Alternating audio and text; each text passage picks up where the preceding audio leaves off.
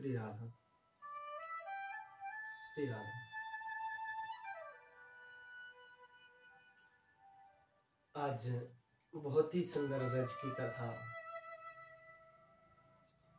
जैसे कि आप सभी जानते हैं कि वृंदावन में ठाकुर जी बुलाते बिना ठाकुर जी की इच्छा से वृंदावन वास नहीं होता। तो वृंदावन में ठाकुर जी बुला तो लेते हैं, लेकिन वृंदावन में बुलाने के बाद कहते हैं कि ठाकुर जी तो आपको बुला करके एक समय भूल सकते हैं, लेकिन जिसको ठाकुर जी वृंदावन बुला लेते हैं उसके बाद किशोरी जी उसको कभी नहीं भुलाती। सारी जिम्मेदारी किशोरी जी की हो जाती है, उसका ख्याल किशोरी जी रखती हैं, जो वृंदावन ठाकुर जी के आश्रय रहता है, आश्रित रहता है। जैसे कि हमारे संत महात्मा, और आप सभी जानते हैं इसी से संबंधित एक सुंदर सी कथा है, शायद आप लोगों ने श्रवण भी की होगी, कि जैसे कि वृंदावन में हम सब जानते हैं कि नित्य ठाकुर जी राधा रानी किशोर जी के साथ में नित्य रास करते हैं। तो एक दिन रास का समय था कि किशोरी जी रास में पहुंचने में थोड़ा विलंब हो गया। तो ठाकुर जी श्याम सुंदर सखियों के साथ राधा रानी का इंतजार करते हैं। कुछ विलंब हुआ तो ठाकुर जी को थोड़ा सा अच्छा नहीं लगा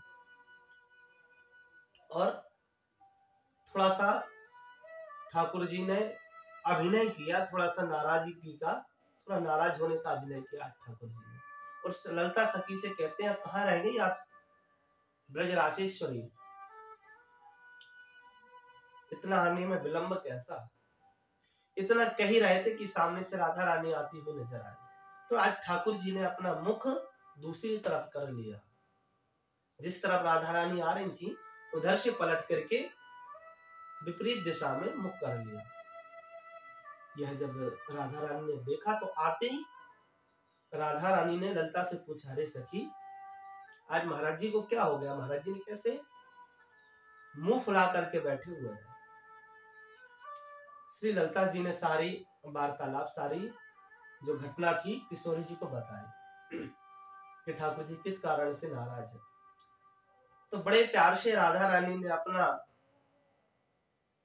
हाथ लिया और ठाकुर जी के कपोल से स्पर्श किया। तो क्या हुआ कि राधा रानी के हाथ में दाल भात छपा हुआ था, चावल और दाल लगी हुई थी। तो ठाकुर जी के कपोलों पे लग गए तो ठाकुर जी थोड़ा और नाराज हो गए, थोड़ा और भ्रकुटी टेढ़ी कर करके बैठ गए।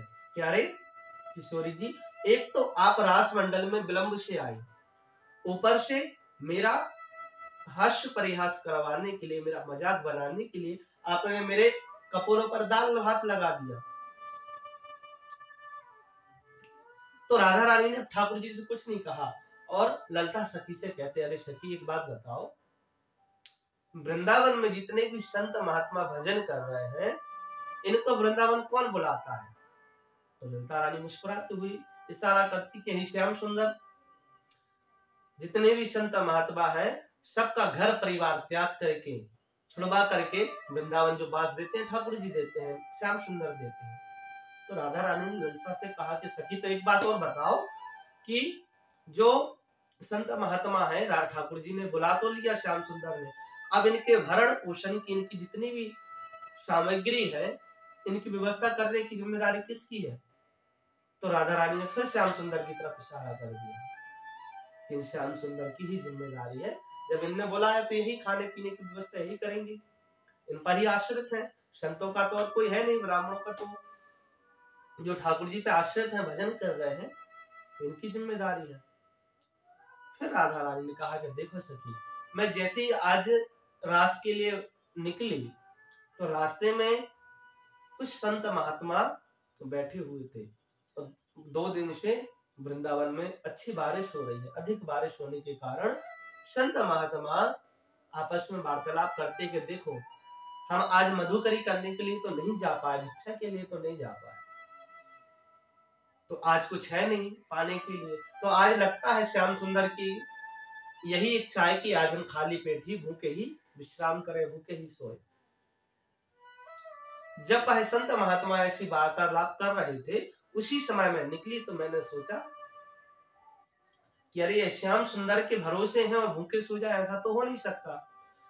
तो कहते हैं सखी, मैंने तुरंत दाल भात का सुंदर अपने हाथ से बनाया और उन संत महात्मा को परोस करके आई हूं और कहा कि महात्मा, आप आज भिक्षा यापन के लिए नहीं गए, मधुकरी के लिए आप नहीं पहुंच पाए, इसलिए मैया ने मुझे भेजा है आपको प्रसाद पवाने के लिए।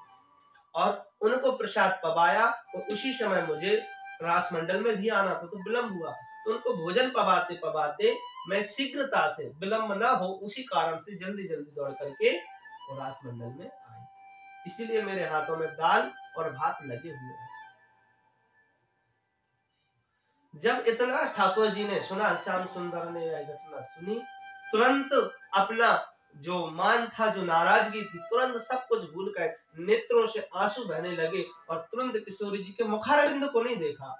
आज श्याम सुंदर ने राधा रानी के चरणों की तरफ देखा और दौड़ के चरणों की ओर भागने लगे, चरणों को पकड़ लिया और कहा, किशोरी, अरे आप तो दयामान हो, आप तो कृपा दृष्टि करने वाली, आप कृपामयी दृष्टि करने वाली, कृपामयी श्री राधे हो, अरे हमें क्षमा करो। अरे हम संतों को सब कुछ छुड़ा करके, सब कुछ उनका त्याग कर करके मैं बुला तो लेता हूँ, लेकिन कृपा करने वाली, प्रेम करने वाली, दया करने वाली, वात्सल्य करने वाली, गोद में बिठाल करके पवाने वाली तो किशोरी जी आप हो, मुझे क्षमा कर दो। इस प्रकार से आंखों में आंसू लेते हुए ठाकुर जी राधा रानी से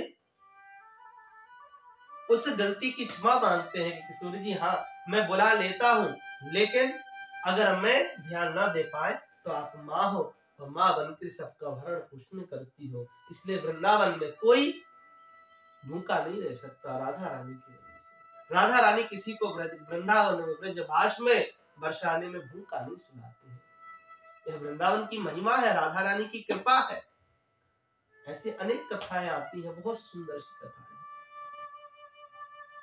तो आप सभी निरंतर राधा नाम जप करते रहे, राधा रानी का स्मरण करते रहे और सब लोग वृंदावन आते जाते रहे। राधे राधे।